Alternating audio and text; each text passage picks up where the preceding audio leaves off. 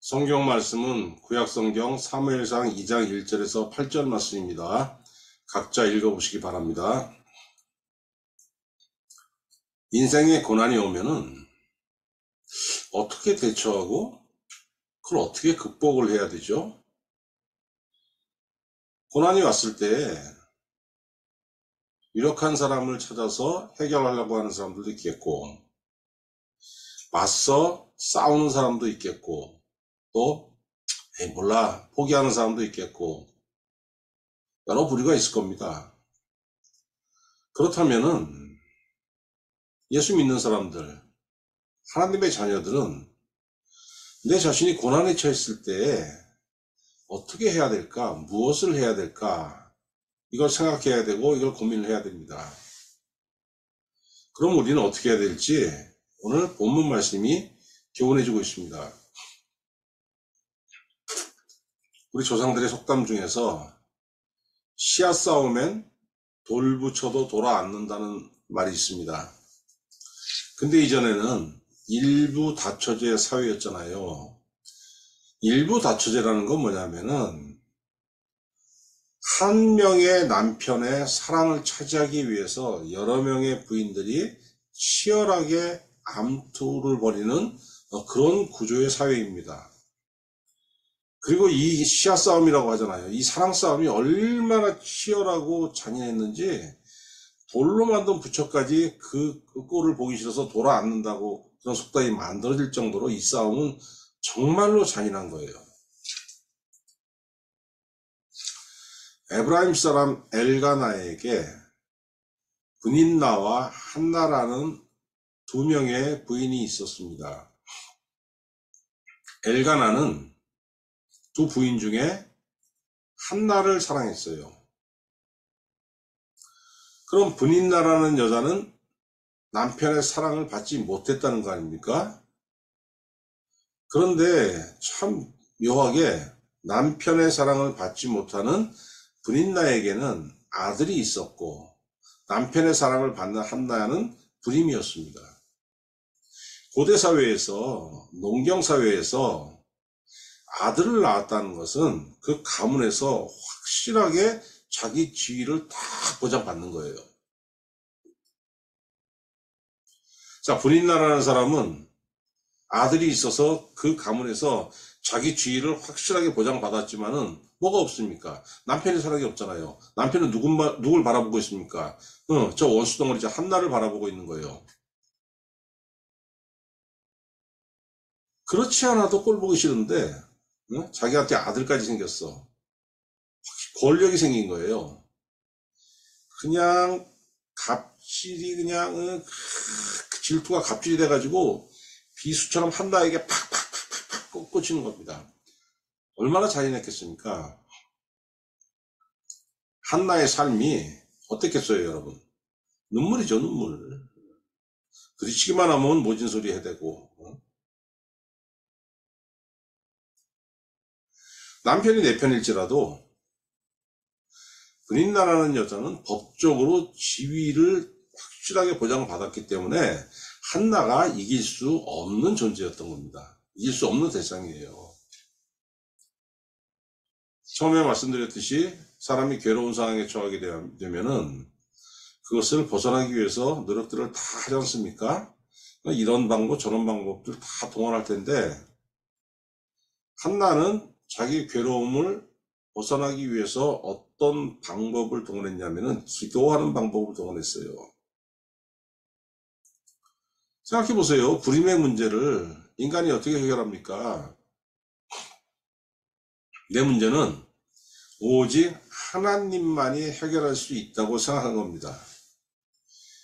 근데 이제 대부분 보면은 사람들이 해결할 수 없는 문제, 절대로 인간이 해결할 수 없는 문제를 당해도 하나님께 간구하지 않고 하나님께 돌아오지 않습니다. 왜 그러겠습니까? 믿음이었기 때문에 그래요. 믿음이었기 때문에. 믿음의 모든 것이 시발점이에요. 그렇죠. 믿어야지 하나님이 뭘 하신다는, 하나님께서 권능을 가지고 계시다는 그 믿음이 있어야 되고, 하나님이 가지신 그 권능이 나와 연결되고 나를 위해서 쓰신다는 믿음이 있어야지만 하나님 앞에 가서 무릎 꿇고 간구하고 할 텐데 그게 없는 거 아닙니까? 야, 인생 뭐 50년, 60년 이상 살다 보니까 사람들이 이런 말들이 입에 붙었습니다. 아이, 뭐 인생 뭐 다 그렇고 그런 거 아니겠어? 뭐가 다 그렇고 그래요. 그런데 그냥 그렇게 인생 뭐 다 그런 거지 뭐 이게 그냥 맞는 키워드가 됐습니다. 그냥. 한나가 믿음이 있어서 하나님께 기도를 시작했지만은 그 과정이 얼마나 괴로웠겠어요. 여러분, 그 기도를 시작해도 당장 문제 해결되지 않습니다. 응답받기까지 오랜 시간이 걸릴 때도 있고, 아무튼 일정한 시간이 필요합니다. 인내해야 되는 거예요, 그 과정 동안. 한나가 인내하면서 하나님 앞에 무릎 꿇고 오랜 시간 기도하고 있는데, 한나의 기도가 절정에 달하는 사건이 생겼습니다. 엘가나의 가정은 절기에 매번 성소를 방문했습니다. 정기적으로 성소를 방문하는 거예요. 절기에 성소에 그 희생제물을 가져가서 여호와께 희생제물을 드리는 거예요. 가축을 가져가서 희생제사를 드리는 거죠. 그리고 화목제 같은 경우에는 자기가 희생제물로 드린 가축에서 고기의 일부를 돌려받습니다. 그리고 그 고기로 성소에서 식사를 해요. 이게 절기의 관습입니다. 레위기에 이제 기록되어 있죠. 자, 식사가 끝난 후에 한나가 슬그머니 일어나가지고 혼자 거길 벗어나서 성소로 나갔습니다. 기도하러 간 거예요. 기도하는 한나의 마음이 어땠냐면은 사무엘상 1장 10절에 나와 있습니다. 한나가 마음이 괴로워서 여호와께 기도하고 통곡했다는 겁니다. 기도하면서.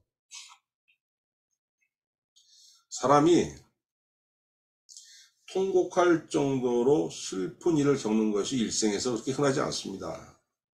그죠? 힘든 일도 많고 슬픈 일도 많지만은 통곡을 할 정도로 슬픈 일은 그렇게 많지 않아요. 이게 정말로 괴로웠다는 얘기예요. 사람 앞에서 이렇게 울 수 있습니까? 이게 사람 앞에서 이렇게 울 수 없는 겁니다. 통곡 같은 거는. 근데 한나가 왜 그랬습니까? 하나님 앞이니까. 하나님 앞에서는 내 괴로움을 숨기지 않고 다 드러냈어요. 그리고 울면서 하나님께 아들을 달라고 기도하면서 서원을 했습니다. 1장 11절에 나오죠. 하나님께서 아들을 주시면 그 아들을 다시 하나님께 바치겠다는 약속입니다.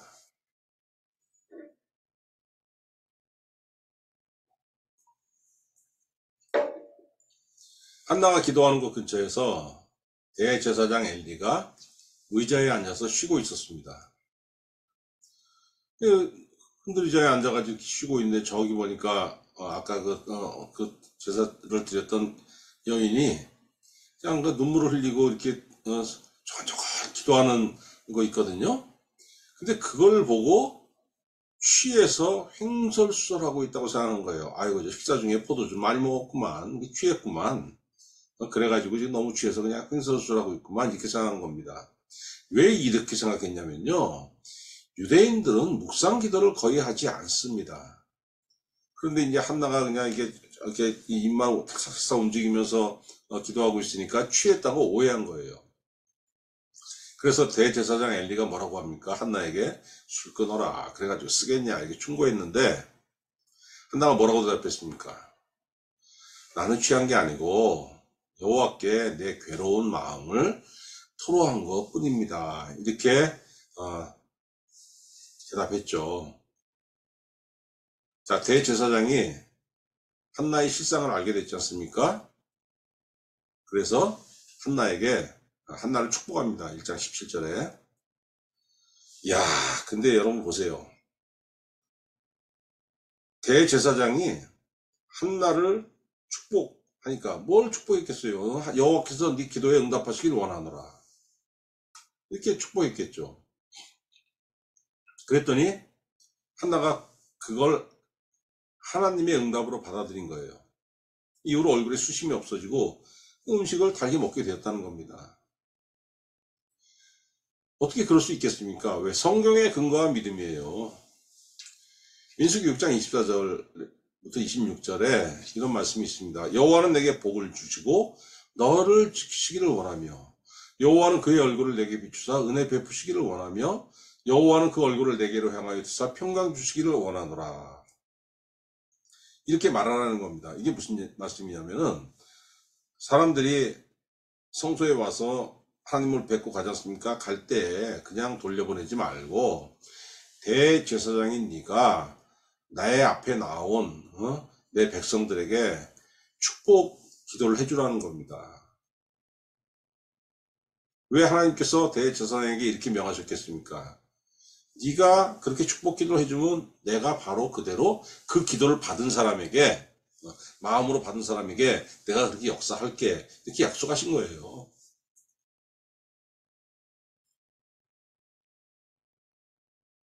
이 사실을 한나가 알고 있었죠. 아는 것뿐만이 아니고 믿었죠. 믿음의 사람이었으니까 여호와만이 내 불임의 문제를 해결해 주실 수도 있겠고 기도한 거 아닙니까? 그렇게 믿었으니까. 그리고 자기가 막 오랫동안 기도하고 그 기도의 결정으로서 성소까지 와가지고 희생제사를 드린 후에 이게 또 거기서 성소에서 기도하고 있는데 대제사장을 만나가지고 대제사장의 축복을 받았어요. 야, 하나님께서 나에게 응답하셨다. 이렇게 믿은 믿음의 사람이었습니다. 성경대로 믿은 사람이에요.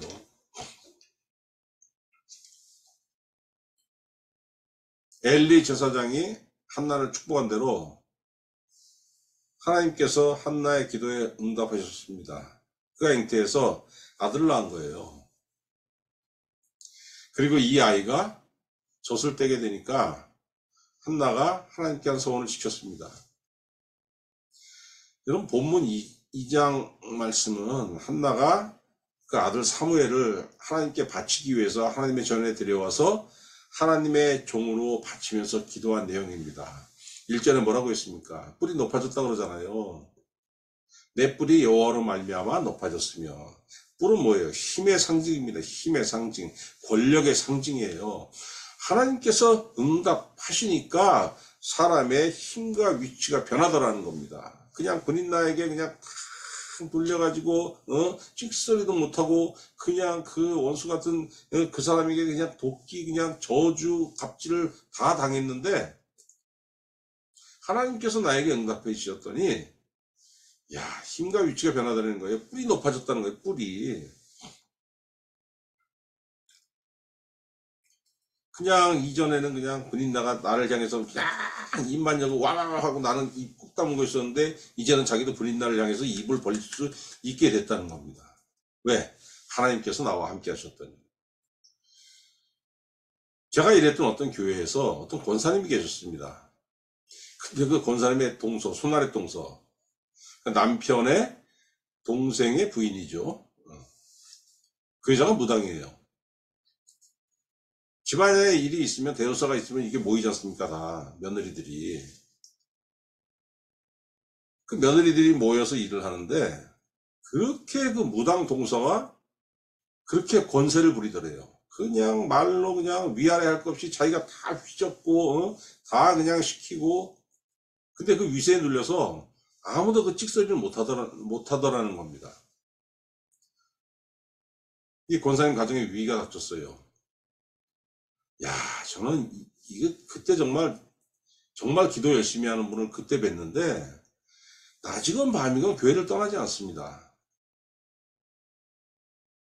남편을 위해서 자녀들을 위해서 그냥 기도하고 하나님께서 그 권사님에게 응답하셨을 거 아닙니까? 이 권사님 간증하는 거예요. 내가 3년 4년을 기도했더니 하나님께서 나에게 얼마나 엄청난 능력을 주셨는지, 집안 대소사가 있을 때 모이면은 뭐 휘어잡던, 집안을 휘어잡던 그 동서가 자기만 있으면은 입을 찍소리도 못하고 그냥 입을 딱 닫더라는 겁니다. 이게 하나님께서 뿔을 높여주시면은 이게 사람이 처지가 변하는 거예요, 이렇게. 그런데 하나님을 의지하는 의지하는 자를 하나님께서 구원할 수 있는 이유를 한나가 2절에서 얘기하고 있습니다. 여호와와 같이 거룩하신 이가 없으시나니 이는 주밖에 다른 이가 없고 우리 하나님 같은 반석도 없으심이니이다. 하나님은 우주 모든 존재 중에서 유일하게 거룩하신 분입니다. 거룩하다는 건 차원이 완전히 다르다는 거죠. 저 발 아래에 있는데 하나님만 저 높은 곳에 계시다는 거예요. 그런데 그 하나님께서 의지하는 자의 뭐가 되신다? 반석이 되신다는 겁니다. 저 높은 분이 내 밑에서 내 밑에 자기 손, 자기 발을 딱 대주신다는 거예요. 야, 여기 딛고서 힘들지? 열로 누워. 그러니까 반석이라는 겁니다. 다윗의 고백 우리가 시편에서 많이 보지 않습니까? 얼마나 다윗이 핍박을 많이 받았어요. 생명의 위협도 많이 받고. 그럴 때마다 다윗의 고백이 여호와는 나의 반석이시요 나의 요새시요 나를 건지시는 이시요 나의 하나님이시요 내가 그 안에 피할 나의 바위시요 나의 방패시요 나의 구원의 뿌리시요 나의 산성이시로다. 이 고백 아닙니까? 이게 18편 2절 19편 14절에서는 나의 반석이시요 나의 구속자이신 여호와여 내 입의 말과 마음의 묵상에 주님 앞에 연락되기를 원하나이다. 시편 40편 이전에서는 나를 기가 막힐 웅덩이와 수렁에서 끌어올리시고 내 발을 반석 위에 두사 내 걸음을 견고하게 하셨도다. 이 고백이 얼마나 아름답고 얼마나 진실한지 요즘 다 이걸 복음성가로 만들어가지고 다 찬양하지 않습니까? 교인들이 나의 힘이 되신 여호와여 이것도 있고 나를 기가 막힌 웅덩이와 수렁에서 끌어올리시고 이것도 우리가 복음성가로 다 만들어서 우리가 찬양을 하지 않습니까? 진실이니까. 그렇기 때문에 아무도 악한 말, 교만한 말을 하지 말라는 거예요. 3절에. 심히 교만한 말을 다시 하지 말 것이며 오만한 말을 너희 입에서 내지 말지어다. 여호와는 지식의 하나님이시라 행동을 달아보시느니라. 전지하신 하나님. 우리가 전지전능하다 그러지 않습니까? 모든 것을 다 하시고 모든 것을 다 하실 수 있는 하나님, 아시고 하실 수 있는 하나님, 전지전능. 하나님은 사람의 행위를 다 아시고 그리고 그 행위를 저울에 달아보신다는 겁니다. 다니엘서에 뭐가 나옵니까? 메네 되길 우바르신. 저울에 달아봤더니 모자라더라. 하나님 앞에서 교만한 말과 행동을 하던 자들 하나님께서 달아보시고 무게가 모자라네. 아웃. 다 무너진다는 거예요. 그래서 여러분 하나님께서 응답하시고 간섭하시면은 사람의 처지가 역전됩니다. 하나님은 자신을 거역하는 부자와 권력자를 낮추시고 분명히 아셔야 돼요. 자신을 거역하는 부자와 권력자입니다. 뭐 부자 권력자라고 다 낮추신다는 게 아닌 거예요. 자신을 의지하는 가난한 자와 약한 자를 높이시는 겁니다. 이것도 분명히 아셔야 돼요. 자신을 의지하는 가난한 자와 약한 자를 높이시는 거지 가난하고 약하다고 다 높이시는 게 아니라는 겁니다. 신명기 32장 39절 이제는 나고 내가 그인 줄 알라. 나 외에는 신이 없도다. 나는 죽이기도 하며 살리기도 하며 상하기도 하며 낫게도 하나니 내 손에서 능히 빼앗을 자가 없도다. 시편 30편 11절 주께서 나의 슬픔이 변하여 내게 춤이 되게 하시며 나의 베옷을 벗기고 기쁨으로 띄우셨나이다. 이런 고백이 있지 않습니까? 그 하나님 앞에서 속일 것도 없고 하나님 앞에서 그렇게 교만하게 떠들 것도 없고 오직 믿음으로 주님 앞에 나아가고 믿음으로 주님을 의지하고 믿음으로 주님께 간구하면 되는 거예요. 한나가 처음부터 하나님을 찾았겠습니까? 그러지 않았을 겁니다. 남편이 자신을 더 사랑하니까 남편에게 기대기도 했었고, 행여 아이가 생기지 않을까 그냥 뭐 심초사하면서 바라기도 했었고, 뭐 비방 뭐 의원한테 가서 받아보고 별짓 다 했을 거예요. 그 누구도 그 어떤 것도 한나에게 도움이 되지 못했습니다. 고통이 극에 이르니까 한나가 하나님을 찾게 된 거죠. 고난으로 인해서 하나님을 찾는 믿음이 생겼다는 거예요. 그리고 기도하면서 그 믿음이 자랐어요. 그럼 한나가 믿음의 사람인 것을 어떻게 알 수 있죠? 자기 소원을 지켰어요. 하나님께서 아들을 주시면 하나님께 다시 드리겠다고 소원했지 않습니까? 그대로 아들을 하나님께 드렸어요. 화장실 들어올 때와 나갈 때가 다르다는 속담, 신앙에도 그대로 적용됩니다. 어떤 장로님은 참 못 살 때, 우리나라가 차 자체가 귀할 때, 그러던 60년대 하나님께 소원했대요. 하나님, 나에게 복 주시면 교회를 짓겠나이다. 그랬더니 하나님께서 복을 부어주시는데 60년대의 자영 세대와 집에 가정부 2명을 두고 살았대요. 얼마나 부자입니까? 뭐 그 장로님이 그냥 뭐 손대는 것마다 그냥 돈이 짜각 붙는 거예요.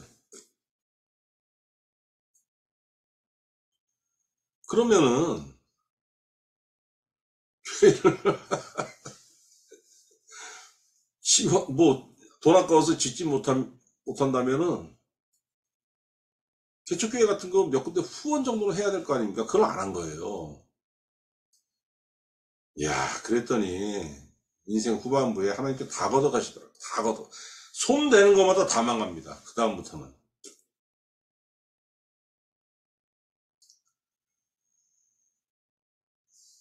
아쉬운 것을 하나님께 얻기 위해서 서원하면서 애쓰지만은 응답받고 난 이후에 그 서원을 지키지 않는 경우가 엄청 많습니다. 그래서 기도할 때 함부로 서원하지 말라고 성경에서 말씀하시는 거예요. 왜? 서원한 것을 어기면 인생이 망하잖아요. 잠언 20장 25절 함부로 이 물건은 거룩하다 하여 서원하고 그 후에 살피면 그것이 그 사람에게 덧이 되느니라. 이 물건을 거룩하다 하여 서원했다는 거는 거룩하다는 건 하나님께 드린다고 하는 거예요. 나 하나님께 바칠게요. 이렇게 서원하고 나서 그 후에 살핀다는 게 그냥 이거 뭐 나한테 도움이 별로 안 되는 것 같고 별로 후져가지고 그냥 에이 모르겠다 그냥 그냥 뭐 하나님께 나한테 있어도 없어도 그만이니까 그냥 하나님께 드린다고 했는데 나중에 보니까 이게 진국이거든. 이게 정말 좋은 거거든. 이걸 왜다가 요놈의 이거 왜 이 귀한 걸 내가 왜 드린다고 했지? 이렇게 되면은 그 사람에게 덫이 된다는 겁니다. 덫이 뭐예요? 걸려 넘어지는 거 아닙니까? 걸려 넘으면 죽는 거 아닙니까? 전도서 5장 4절 네가 하나님께 소원하였거든 갚기를 더디게 하지 말라. 하나님은 우매한 자들을 기뻐하지 아니하시나니 서원한 것을 갚으라. 서원하고 갚지 아니하는 것보다 서원하지 아니하는 것이 더 나으니 네 입으로 네 육체가 범죄하게 하지 말라. 천사 앞에서 내가 서원한 것이 실수라고 말하지 말라. 어찌 하나님께서 네 목소리로 말미암아 진노하사 네 손으로 한 것을 멸하시게 하랴. 이거 얼마나 무서운 말씀이에요. 사실 들어갈 때하고 나올 때 마음이 달라져서 달라진 마음대로 행동을 해버리면은 망한다는 겁니다. 여러분 인생 후반부에 잘 살아야 돼요. 인생 전반부 그때 젊으니까 전반부 중반부 젊으니까 힘들어도 그거 견뎌낼 수 있습니다. 그거 다 견뎌내고 인생 후반부에 하나님께 주시는 복을 받아서 좀 편안하게 살아야 되는 거예요. 힘이 없잖아요.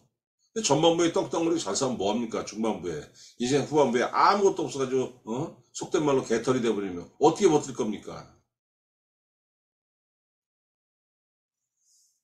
서원을 어기는 것은 약속한 것을 떼어먹습니다. 떼어먹는 거예요.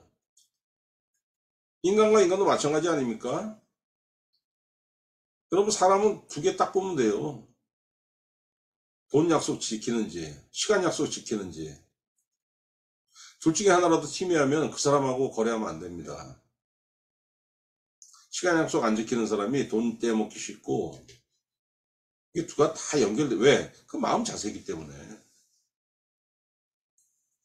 하물며 사람과 사람 사이에도 그게 딱 판단이 되는데, 사람과 하나님 관계에서 하나님께 약속한 것을 안 지켜버리면 어떡할까? 그거는 뭐 아웃이죠. 왜 서원을 안 지키죠? 손해볼 것 같으니까 안 지키는 거예요. 아까우니까. 근데 여러분, 서원을 지키는 것이 손해가 아니라 이익입니다. 하나님께는 공짜가 없습니다. 하나님은 나한테 공짜로 주시지만 내가 하나님한테 드리면은 하나님 절대로 그냥 받는 게 없어요. 수십 배로 돌려주시는 거예요. 첫 태의 열매로 주신 그 아들 사무엘을 한나가 하나님께 드렸잖아요. 그 결과가 뭡니까? 사무엘상 2장 21절 여호와께서 한나를 돌보시사 그로 하여금 임신하여 세 아들과 두 딸을 낳게 하셨고 아이 사무엘은 여호와 앞에서 자라니라. 아들 셋을 주셨습니다. 자기를 원수같이 대하던 분인나보다 그 가정에서 높은 지위를 얻게 하신 거예요. 이게 하나님께서 사람을 대하시는 방식, 사람에게 갚으시는 방식입니다. 고난에 처한 사람을 누가 도울 수 있겠습니까? 아무도 못합니다. 여러분, 어려울 때 누가 나를 돕지 않았다고 그 사람들 원망하지 마세요. 사람을 도울 수도 없고 뭐 돕더라도 그 근본적인 해결책이 못 됩니다. 그런 마음에서 사람을 의지하는 마음 자체를 버리세요. 그러면 절대로 하나님을 의지하지 못해요. 이게 없어야지 하나님을 의지할 수 있습니다. 그런데 하나님은 능히 도우시죠. 한나가 체험했지 않습니까? 그래서 고백하지 않습니까? 사무엘상 2장 6절에서 8절 말씀. 여호와는 죽이기도 하시고 살리기도 하시며 수월에 내리기도 하시고 거기에서 올리기도 하시는도다. 여호와는 가난하기도 하시고 부하기도 하시며 낮추기도 하시고 높이기도 하시는도다. 가난한 자를 진토에서 일으키시며 빈궁한 자를 거름대에서 올리사 귀족들과 함께 앉게 하시며 영광의 자리를 차지하게 하시는도다. 땅의 기둥들은 여호와의 것이라 여호와께서 세계를 그것들 위해 세우셨도다. 아멘. 체험해서 아는 거예요. 한나가 지금.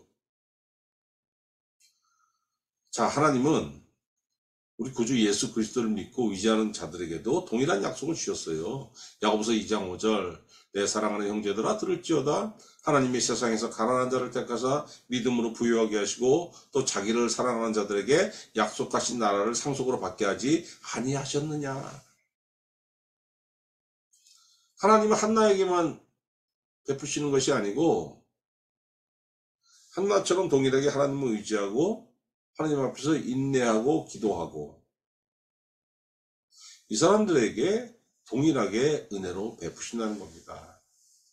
그래서 여러분 고난에 처했을 때 하나님의 도우심을 얻어서 일어서려면은 믿음을 가지고 인내해야 되는 거예요. 어떻게 인내해야 됩니까? 인내하는 방법은 뭡니까? 기도예요, 기도. 이게 성경의 명령입니다. 야고보서 5장 13절 너희 중에 고난을 당한 자가 있느냐 그는 기도할 것이요 즐거워하는 자가 있느냐 그는 찬송할지니라. 기도 아니면 찬송. 그렇게 살았더니 열매가 있습니다. 시편 119편 67절 고난당하기 전에는 내가 그릇 행하였더니 이제는 주의 말씀을 지키나이다. 119편 71절 고난당한 것이 내게 유익이라 이로 말미암아 내가 주의 율례들을 배우게 되었나이다. 율례를 배웠다는 게 뭡니까? 고난당하기 전에는 내 삶이 규모가 없었다는 거예요. 이리 삐쭉 저리 삐쭉 하나님 보시기에 그냥 아유 왜 저렇게 살지? 저러면 곤란한데 하나님께서 근심하실 만한 삶을 살게 됐는데 고난을 당한 그 과정에서 그 고난을 믿음으로 견디면서 기도했더니 그것이 내게 유익이 되었더라. 주의 율례들을 배우게 되었나이다. 율례들을 배우게 되었다는 거, 하나님께서 원하시는 쪽으로 행동하게 되고 하나님께서 원하시는 쪽으로 생각하게 되고, 그게 삶의 열매죠. 그래서 말씀을 따라 살았더니, 믿음으로 살았더니 어떻게 됩니까? 단점을 고치는 거예요. 단점. 여러분 고난 중에 있습니까? 인생 끝났다고 생각하지 마세요. 그것은 반드시 있어요. 그 어둠의 터널을 벗어날 때가 반드시 있습니다. 그런데 그 터널을 나갈 때 그게 내 처지가 어떤지는 여러분이 그 터널을 어떻게 지난지에 따라서 여러분 다른 거예요. 그 터널, 어둠의 터널을 지나갈 때 인내하고 기도해야 되는 거예요. 참고 기도하세요. 하나님을 의지하고 기도한 한나가 승리의 노래를 불렀잖아요. 이 사무엘상 2장은 한나의 승리의 노래입니다. 눈물과 패배에 익숙하죠. 대부분의 사람들의 삶이. 한나도 마찬가지 아닙니까? 그러나 우리가 눈물과 패배의 환경에서 하나님을 바라보고 기도하고 하나님께서 응답하실 때까지 믿고 의지하고 앞으로 나아간다면은 한나처럼 승리의 찬가로 하나님께 영광 돌릴 수 있는 때를 하나님께서 여러분과 저에게 허락하신다는 그 귀한 약속의 말씀입니다. 이 삶이 여러분의 삶에서 이루어지기를, 열매 맺기를 우리 구주 예수 그리스도의 이름으로 축원합니다. 기도하겠습니다. 하나님 아버지, 참으로 고난 중에 있는 성도들이 많습니다. 고난을 당할 때 우리의 믿음이 약해지기도 하고 믿음을 잃기도 하고 하나님이 아니라 세상을 바라보기도 하고 흔들릴 때가 많습니다. 그러나 정말로 고난 중에 있던 한나는 주님을 바라보고 오직 주님만이 자기 문제를 해결해 줄 수 있다는 것을 믿고 의지하고 기도했나이다. 우리의 신앙이 한나와 같게 하옵소서. 그래야 해서 우리의 삶의 후반부에 한나처럼 승리의 노래를 부르며 하나님을 찬양하고 하나님께 영광 돌릴 수 있는 삶이 될 수 있도록 우리 모두에게 그 은혜로 함께하여 주시옵소서. 감사드리옵고 우리 구주 예수 그리스도의 이름으로 기도하옵나이다. 아멘.